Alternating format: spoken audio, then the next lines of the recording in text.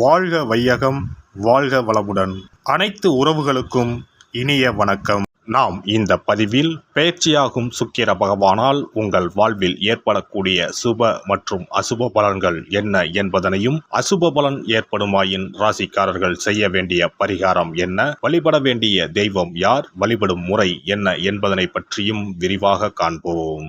நடக்கப் போகும் இந்த பெயர்ச்சியால் உங்கள் வாழ்வில் வளமும் நலமும் செல்வ செழிப்பும் பெற்று வாழ்வின் உயரிய நிலையை அடைய எல்லாம் வல்ல எம்பெருமானை வேண்டி விரும்பி கேட்டுக்கொள்கிறேன். சுக்கிர பகவான் செல்வம், மகிழ்ச்சி மற்றும் புகழை அள்ளித் தருபவர். மற்ற கிரகங்களைப் போலவே சுக்கிரனும் தனது ராசியை மாற்றுவார். சுக்கிரன் என்றால் இன்பம். மனித வாழ்க்கையில் அன்பு, பாசம், காதல் ஆகிய 3 இன்பங்களை அளிக்கக்கூடியவர் சுக்கிர பகவான். சுக்கிரன் சுகபோகங்களின் அதிபதி. சுக்கிர பகவான் மனைவி யோகம் தருபவர். ஆணுக்கு மனைவியை பற்றியும் பெண்ணுக்கு மன வாழ்க்கையை பற்றியும் சொல்லுகின்றவர். ஆகையால் சுக்கிர பகவான் நமது ஜாதக கட்டத்தில் நல்ல யோக அம்சத்துடன் இருப்பது அவசியம். இவருடைய தசா காலமான 20 வருடங்களில் மிகப்பெரிய ராஜயோக பலன்கள் உண்டாகும்.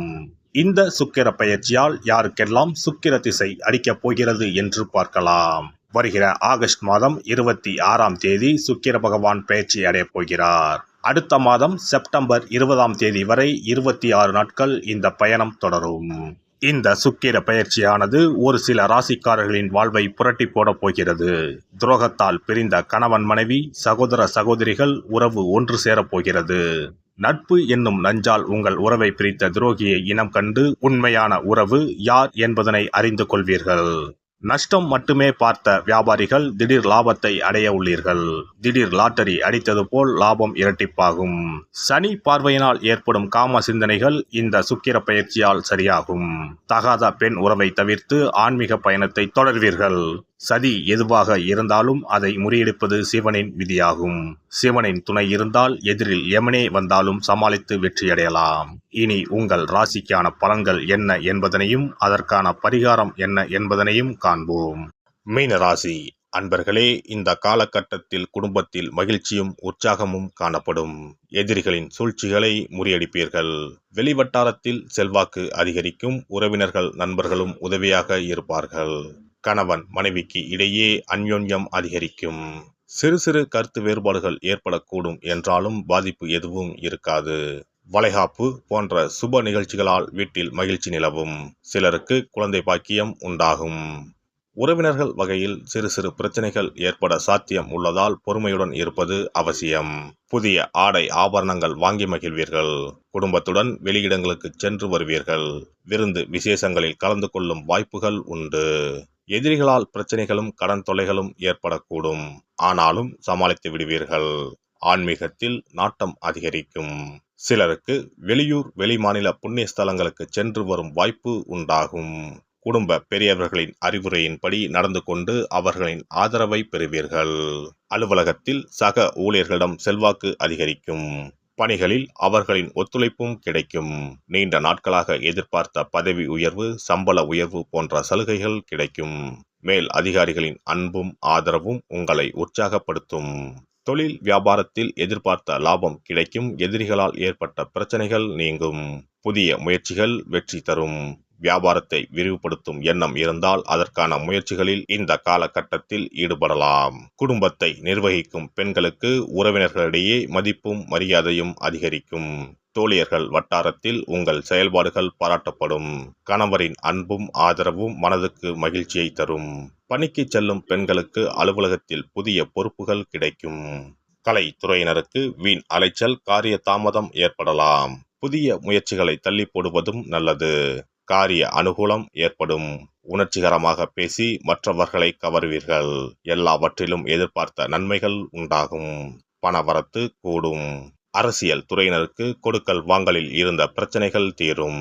நீண்ட நாளாக இருந்த கஷ்டம் நீங்கும். எதையும் செய்து முடிக்கும் சாமர்த்தியம் உண்டாகும். அரசாங்கம் மூலம் லாபம் ஏற்படும். வெளியூர் அல்லது வெளிநாட்டு பயணம் சாதகமாக இருக்கும். மாணவர்களுக்கு கல்வியில் முன்னேற்றம் காண முழு மூச்சுடன் செயல்படுவீர்கள். எதிர்காலம் பற்றிய சிந்தனை மேலோங்கும்.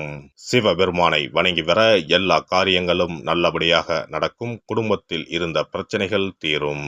வியாழக்கிழமைகளில் நவகிரக சன்னதியில் குரு பகவானுக்கு நெய் தீபம் ஏற்றி அர்ச்சனை செய்து வழிபடுவது நன்மையை தரும்.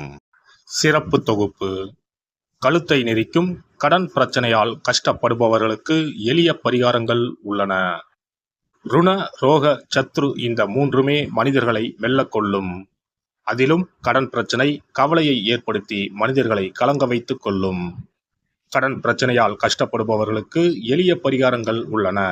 இந்த எளிய பரிகாரங்களை நம்பிக்கையோடு செய்தால் நிச்சயம் பலன் கிடைக்கும். ஒருவரின் ஜாதகத்தில் 6ஆம் இடம் கடன் ஸ்தானத்தை குறிக்கும். கடன் பிரச்சனையால் இன்றைக்கு பலரும் தற்கொலை செய்து கொள்கின்றனர். சக்கரத்தாழ்வார் அருள் இருந்தால் கண்டிப்பாக கடன் பிரச்சனைகள் நீங்கும். பெருமாள் கோவிலுக்கு சென்று சனி மற்றும் புதன் கிழமைகளில் சக்கரத்தாழ்வார் சன்னதியில் துளசி மாலை சாற்றி 12 முறை வலம் வர வேண்டும். ஒவ்வொரு முறை வலம் வரும் பொழுதும் கடன் தீர்வதற்கு மனமுருக நம்பிக்கையோடு வேண்டிக் கொள்ள வேண்டும். தொடர்ந்து 12 வாரங்கள் செய்தாலே கடன் பிரச்சனை தீர்ந்து மன நிம்மதி ஏற்படும். மேசராசியில் பிறந்தவர்கள் தயிரை கொண்டு இனிப்பு பலகாரம் செய்து ஒவ்வொரு வெள்ளிக்கிழமையும் மாலை வேளையில் பசுவுக்கு கொடுத்து வர கடன் பிரச்சனைகள் தீரும். விருச்சிக ராசியில் பிறந்தவர்கள் ஞாயிற்றுக்கிழமை அன்று லட்சுமி நரசிம்மருக்கு காய்ச்சிய பசும்பால் அல்லது பானகத்தை பிரசாதமாக வைக்க வேண்டும். 48 நாட்கள் இந்த பூஜையை செய்தால் கடன் தொல்லையில் இருந்து விடுபடலாம். ரிஷபராசியில் பிறந்தவர்கள் ஜவ்வரிசி கொண்டு இனிப்பு தயாரித்து அதை வெள்ளிக்கிழமை என்று பசுவிற்கு மாலை வேளையில் கொடுத்து வர கடன்கள் அடைந்து சுகம் பெறலாம். துலாம் ராசிக்காரர்கள் பசும்பாலை சுக்கிர ஓலையில் வில்வ மரத்திற்கு ஊற்றவும். 24 வெள்ளிக்கிழமை செய்திட நிச்சயமாக கடன் தீரும். வெள்ளிக்கிழமையில் அரச மரத்தடி விநாயகருக்கு அகலில் 11 தீபமும் 11 முறை வலம் வந்தும் வழிபட்டால் கடன் தீரும். மிதுன ராசிக்காரர்கள் தினசரி சிறிது தயிர் சேர்த்து குளித்து வரவும். கடன்கள் நீங்கும். மாலை வேளையில் சூரிய தரிசனம் அஸ்தமனத்துக்கு முன் செய்து வரவும். கன்னி ராசிக்காரர்கள் சனிக்கிழமைகளில் உளுந்து வடை தானம் செய்யவும். அதை நீங்கள் உண்ணக்கூடாது. மேலும் துளசிக்கு தினசரி நீர் வார்த்து ஒரு மண் அகலில் நல்லெண்ணெய் விளக்கேற்றி வைக்க ருண நிவாரணம் பெறலாம். கடகராசிக்காரர்கள் ஒவ்வொரு ஞாயிறும் சிறிது வெள்ளக்கட்டியை ஓடும் நீரில் விழவும். கடன்கள் வெள்ளம் போல கரைந்துவிடும். சிம்ம ராசியில் பிறந்தவர்கள் ஒவ்வொரு சனிக்கிழமையும் அரச மரத்தடியில் மண் அகலில் நல்லெண்ணெய் ஊற்றி கருப்பு திரி கொண்டு 8 விளக்குகள் ஏற்றி வர கடன்கள் அழிய வழி பிறக்கும். மகர ராசிக்காரர்கள் சனிக்கிழமைகளில் எள்ளுருண்டை செய்து பலருக்கு தானமாய் கொடுத்து வர கடன் தொல்லைகள் நீங்கும். கும்பராசிக்காரர்கள் வியாழன் மாலை 6 மணிக்கு குங்குமப்பூ சேர்த்த பாதாம் கீர் செய்து மகா விஷ்ணுவுக்கு நிவேதனம் செய்து முதலில் தான் அறிந்துவிட்டு பின்பு மற்றவருக்கும் தானமாய் கொடுத்து வர கடன்கள் மலமளவென அடைபடும். தனுசு ராசிக்காரர்கள் செவ்வாய்க்கிழமைகளில் ஆலய பணிகளுக்கு செங்கல்கள் முடிந்த அளவு வாங்கி கொடுக்க கடன்கள் அடைந்து நிம்மதி பெறலாம். மீன ராசிக்காரர்கள் செவ்வாய்க்கிழமை அன்று மதியமோ இரவோ நோயாளிகளுக்கு சப்பாத்தியை தானமாக கொடுத்து வர கடன்கள் வேகமாக அடைய ஆரம்பிக்கும். குறைந்தது 9 சப்பாத்திகள் கொடுப்பது நல்லது. செவ்வாய் பகவானை மனதார நினைத்துக் கொள்வது நலம் தரும். பௌர்ணமி நாளில் குலதெய்வத்திற்கு படையலிட்டு வழிபடுவது சிறப்பு. குலதெய்வ படம் இல்லாதவர்களும் குலதெய்வம் பற்றி தெரியாதவர்களும் 5 முக குத்து விளக்கை பூஜை அறையில் ஏற்றி வைத்து படையல் போட்டு கற்பூர ஆரத்தி காட்டி கடன் பிரச்சனை நீங்க மனதார வேண்டிக் கொள்ளலாம். இவ்வாறாக 9 பௌர்ணமிகள் விடாமல் இந்த பரிகாரம் செய்ய கடன் தொல்லைகள் எளிதாக தீர்ந்துவிடும். கடன் தீர்வதற்கான வழிகளும் கிடைக்கும். இந்த பரிகாரத்தை அனைத்து ராசிக்காரர்களும் செய்யலாம். எல்லாம் வல்ல இறையருளால் நீங்களும் உங்கள் அன்பு குடும்பமும் உடல் நலம், நீலாயுள், நிறை செல்வம், உயர் புகழ், மெய்ஞானம் ஓங்கி வாழ்க வளமுடன். இந்த வீடியோ பதிவு உங்களுக்கு பிடித்திருந்தால் லைக் பண்ணுங்க, கமெண்ட் பண்ணுங்க, ஷேர் பண்ணுங்க, மறக்காம சப்ஸ்கிரைப் பண்ணுங்க, பக்கத்துல இருக்கிற பெல் பட்டனை கிளிக் பண்ணுங்க. நன்றி, வணக்கம். ஓம் நமச்சிவாய. சிவாய நம.